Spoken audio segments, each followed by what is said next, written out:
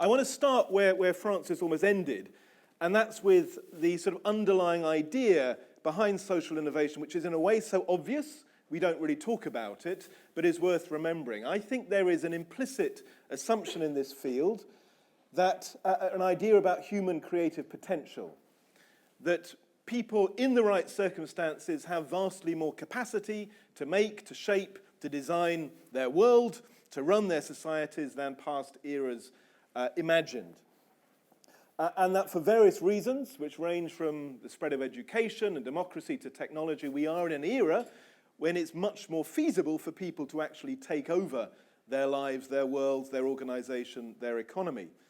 And this is, in some ways, a deeply democratic ideal, and social innovation is one expression of that ideal, which has all sorts of other manifestations. One of the things that ideal is beginning to do is to reshape the two mature innovation systems which took shape in the last century. One of them is the science system, now very organized, full of millions of people, institutions, metrics, protocols, now interestingly being influenced by citizen science and all sorts of new ways for millions of people to take part in shaping science. And at the same time, the market innovation system, which also became systematic, mature, well-funded, fairly well understood, is also changing in the same way through ideas of user-based design, open innovation, and so on. Ideas essentially imported from the social sector. So there's a lot interesting happening around human creative potential, and in a way our task is, can we make the social innovation system as developed, as mature, as systematic as those systems in the economy and in science, which scarcely existed in that sense in the late 19th century. Now, if I'm right and Francis is right about the kind of the values mission which lies behind social innovation, that implies that what we're talking about today and tomorrow is not a purely detached empirical social science. It's in that way quite different from the economics of innovation, which does tend to be quite sort of cool and empirical. It's not really animated by mission, and it's different from many other parts of social science. And if I'm right about that, then I think that makes some things easier and some things harder for us in developing a research field. The part which in some ways is easier is the connection which Francis talked about to practice. How does the intellectual task of understanding intersect with the work of thousands of people around the world trying to do social innovation, to develop ideas, put them into practice, find out if they're working?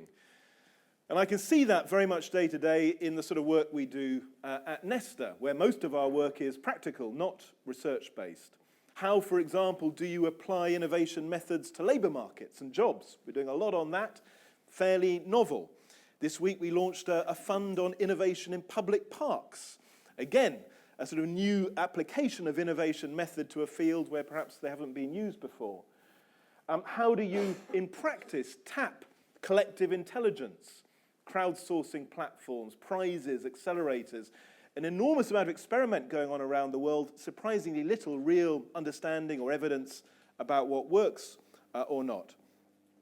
We have an impact investment fund. How do we know what really works in applying investment methods to social enterprises for social purpose commercial businesses? We're in the latter stages of a study looking at innovation teams within governments around the world, national and city level. Again, this is a new area of practice, surprisingly little real research on what works, what doesn't, how do we learn the lessons from the heroic failures and the often sort of lower key successes.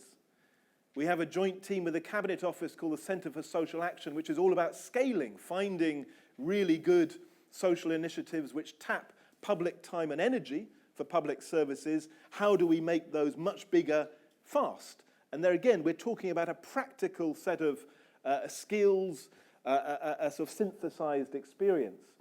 A lot now happening around data, which again was on your penultimate slide, using new big data tracking tools to understand the adoption of innovations. Fascinating project we've been doing in the health service, tracking adoption, or web scraping to find and understand new patterns of social activity. These are tools which weren't around even really 3 years ago, let alone 10 years ago, but allow us to map activity in novel ways. And then there's the practical issues around systems change, which again Francis talked about. We've been trying to sort of do this in parts of the health service and to commission research and theory and understanding, and it's very difficult. Very hard to connect systems thinking to what do you actually do in a real, say, public health system, a city, and so on. Now, to the extent that the research agenda is sort of intertwined with an emerging field of practice, in some ways, as I say, that makes things simple.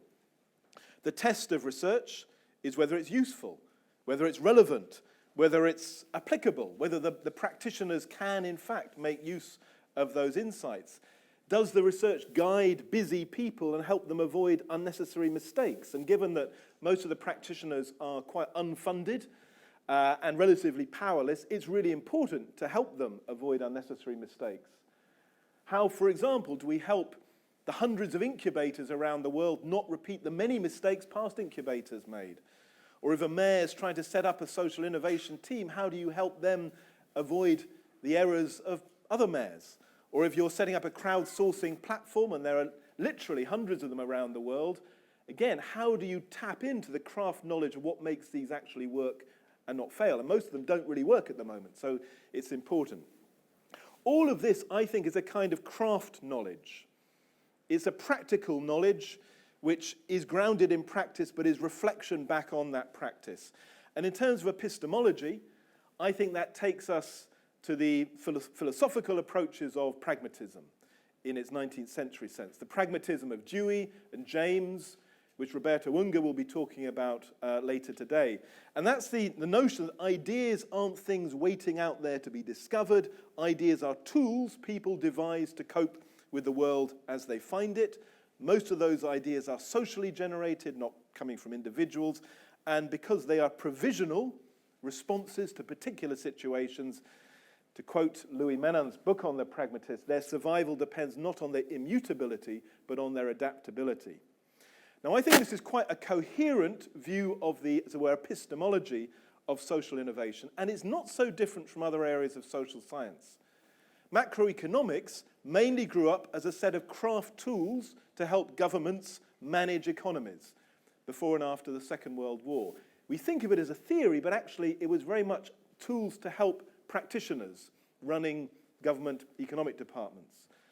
The best recent book, I think, on science and technology in the 20th century shows very clearly how most of the big theoretical breakthroughs in physics and chemistry and biology were responses to working world problems.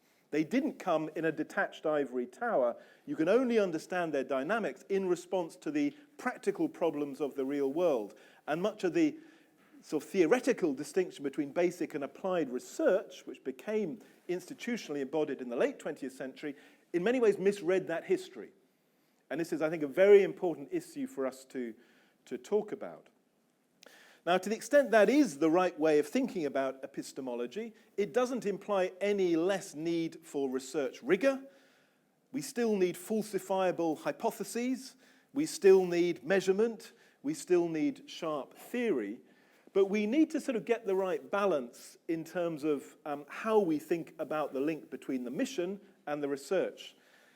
The Italians in the room will know the famous Antonio Gramsci comment on politics, that we should cultivate pessimism of the intellect and optimism of the will. Well, I would slightly adapt that to our task. I think we need enthusiasm of the spirit and skepticism of the intellect. And in a way, that's the kind of balance needed in all of our work, because, as Francis said, so many of the researchers in this field are also involved in the practice. Now, if in some respects that's the easy bit, to think about this field as evolving in lockstep with a global practice, the harder bit, I think, is about, in some ways, the deeper theoretical questions of how we understand the place of social innovation in much bigger processes of social change. And in some definitions, social innovation does become really all of social change. And I think we do need to immerse ourselves with a sets of theory and understanding which won't all be that useful in practice. And I'll just draw out sort of 2 or 3 clusters of issues which I think are very live here. One is, again, which Francis mentioned, how do we understand where ideas come from? You can understand them coming from technology breakthroughs or from big problems. I actually think there's a common pattern in a lot of social innovation where the real root of the ideas is actually experience or observation or pain and suffering, and people then observing how at the informal level we respond to those things in love or care or learning or cure, and then trying to replicate those in institutional form or with technologies.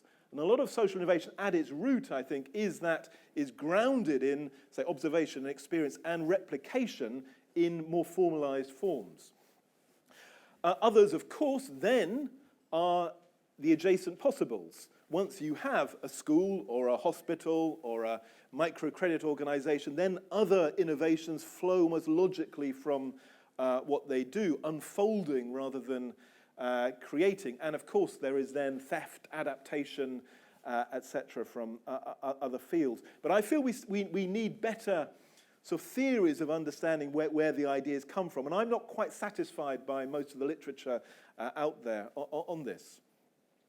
Then the next set of questions, which we will be talking a lot about today and tomorrow, are how do ideas spread, scale, grow, whether it's up or out or even down. And there's a practical side to that, how we understand organizational forms for scaling, licensing, franchising, federations, finance, etc. But probably the deeper question is how we understand in what conditions some ideas spread and others don't. And at one extreme, that can take you to the sort of theoretical traditions of regime theory, for example, which say in particular circumstances, some ideas have an alignment with the dominant technologies, political systems, etc., in which case they spread fast and others don't. I think that's a bit overdetermined, but there clearly is a significant grain of truth in that sort of systemic view. Equally, there'll be some national cultures, and social innovation has very different national cultures in a Denmark or a Bangladesh or a Brazil or a US, which enable certain kinds of ideas to spread and others to get nowhere. Likewise, political conditions allow some ideas to spread and others not. And I think the real challenge is how do we understand both the constraints of innovation understood as nested within nested systems of environment, culture, policy, but also what elements are autonomous within that. We've been doing a lot of work this year on systems and systems thinking and systems change. But I came across a few weeks ago, I thought a really nice quote from Italo Calvino from his letters, which is quite an interesting, sort of turns this on its head. And he wrote that imagining the world as a system, as a negative, hostile system, brackets, a symptom that is typical of schizophrenia, prevents any opposition to it except in an irrational, self-destructive raptus. Whereas it is the correct principle of method to deny that what one is fighting can be a system in order to distinguish its components, contradictions, loopholes, and to defeat it bit by bit. So, discuss, as it were. How do we avoid, the risk of systems thinking, which you see everything is so interconnected, you're disempowered. You can't act. You become fatalistic. But equally, how do we understand correctly the extent to which things are interconnected? Just two final points. One is really about time.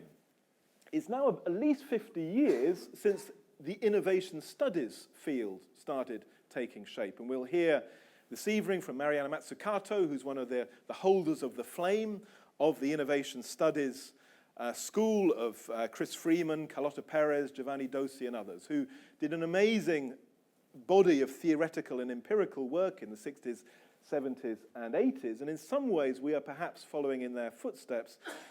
It's kind of heartening, though, to realize that even 50 years on, they don't have any agreement on definitions of innovation. They don't have any agreement on how to measure it. Everyone agrees the current measures in the economy of things like patents and R&D spent are completely misleading.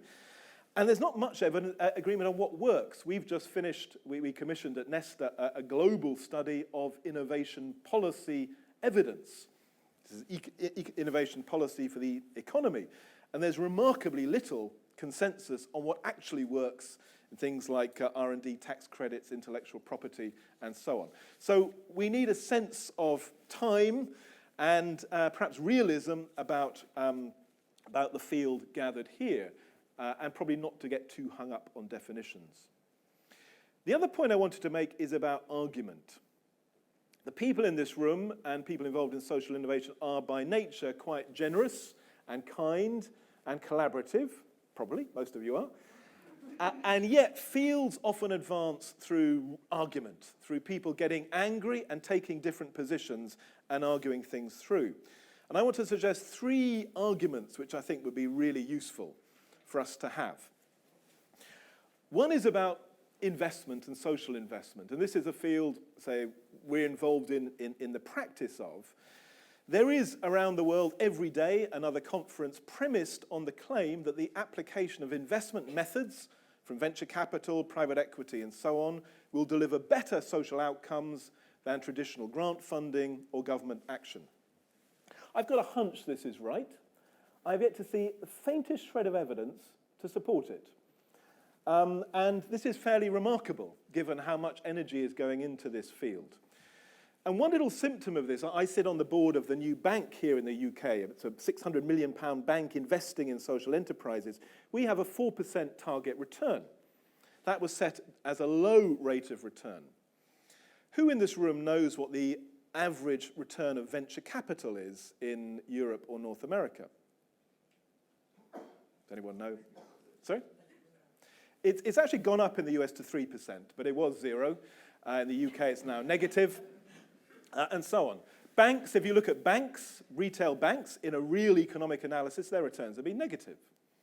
So there's a really important empirical task to compare the social sector's financial returns against other asset classes and to work out what is realistic, what's plausible, and what do investment methods deliver. But this is almost completely devoid of evidence, and it's a field which needs arguments, needs skeptics to be saying this is all hype and bullshit, and others to be trying to counter them. But at the moment, that argument isn't yet really happening.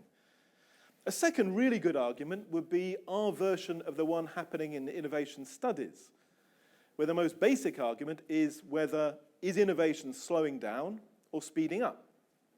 People like Tyler Cohen and Peter Thiel have been issuing claims that innovation has been dramatically slowing down compared to 20 or 30 years ago, which is why we travel in 1960s aeroplanes, for example. We don't have jetpacks on our back, and so on. Pharmaceuticals has not come up with a good drug for as long as anyone can remember, to slightly exaggerate. And others say we're in a golden age of the Internet of Things and AI and so on. Now, I've got views of which bits are right or which are wrong, but I think it's really interesting to think what's the social innovation version of that argument. Do we think things are speeding up or slowing down? And do we have a model for understanding in what conditions would social innovation speed up or slow down? And the third argument I think we need is even more basic, which innovation studies is only just beginning to grapple with, is to understand which innovations are good and which ones are bad. We're on the edge of the city of London here.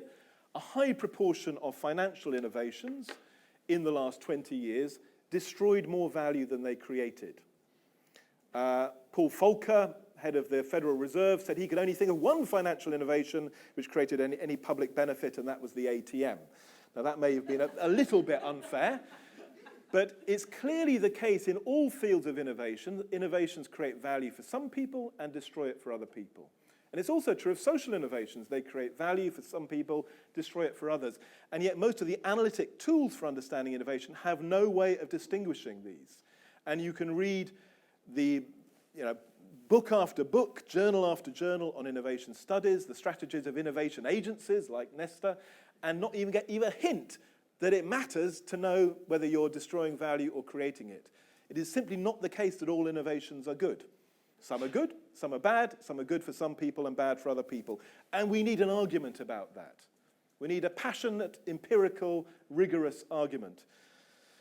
Now that takes me to a very final point, which is almost loops back to where I started. I think the deep underlying idea of social innovation is an optimistic one about human potential to govern your own lives, to create, to design the world around you.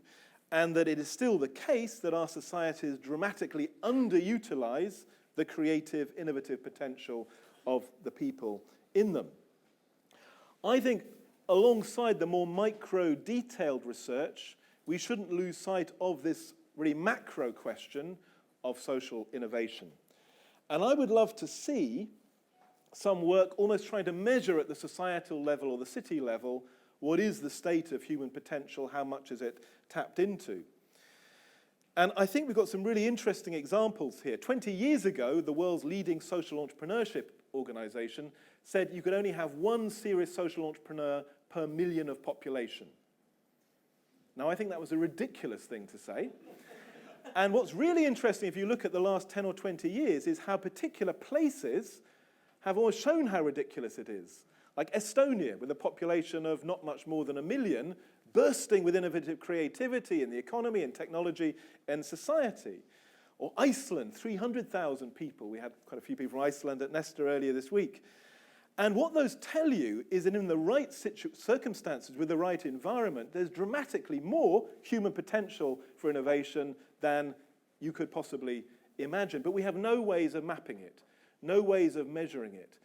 And I think so alongside our sort of micro-research agendas, let's spend a little bit of time thinking about how we get to that macro set of questions about human potential, creativity, and innovation, because I think that's also the way we loop our agendas back to, as it were, high politics, and really the top concerns of society, rather than being an interesting but fairly marginal concern. Because in fact, this question, how do you, as a government or a foundation or a business, really maximize the creative potential of your society and tap it? You know, it's hard to think of a more fundamental question for the 21st century. And we should be, so we're the shapers and guiders of both how that question is framed and how it is answered. Thank you.